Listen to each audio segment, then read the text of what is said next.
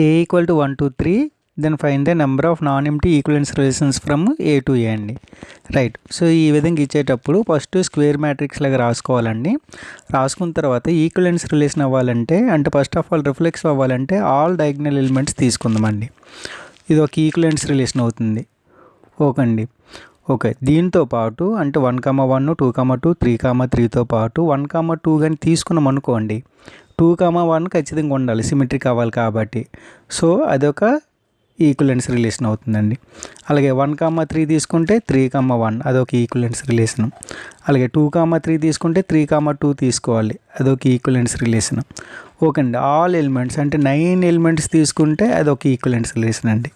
అంటే number of equivalence relations ఎన్ని వస్తున్నాయండి? 5 వస్తున్నాయండి. Option 2 is correct. ఓకేనండి. A equal to 1 2 3 4, R equal to 1 2 2 3 3 3 ఇచ్చారండి. అంటే ఇప్పుడు ఇందులో ఎన్ని ఎలిమెంట్స్ మనం యాడ్ చేస్తే ఈక్వలెన్స్ రిలేషన్ ఫామ్ అవుతుందనేది చెప్పాలి.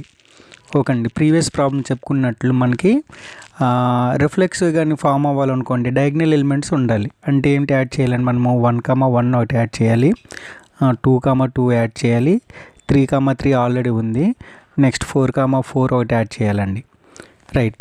సో ఇక్కడ 1 2 ఉంది కాబట్టి 2 1 కూడా యాడ్ చేయాలండి, అంటే సిమెట్రిక్ అవ్వాలి కదా. నెక్స్ట్ 2 3 ఉంది కాబట్టి 3 2 కూడా యాడ్ చేయాలండి. రైట్.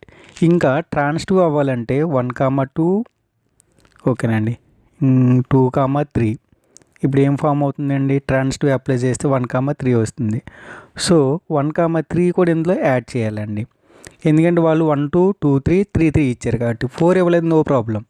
సో 1 3 యాడ్ చేస్తున్నాం కాబట్టి ఖచ్చితంగా 3 1 కూడా యాడ్ చేయాలండి. సో టోటల్గా ఎన్ని ఎలిమెంట్స్ వచ్చాయండి యాడ్ చేయగలిగినవి? 7 ఎలిమెంట్స్ వచ్చాయి. సో ఆప్షన్ 3 ఈజ్ కరెక్ట్ అండి. Thank you.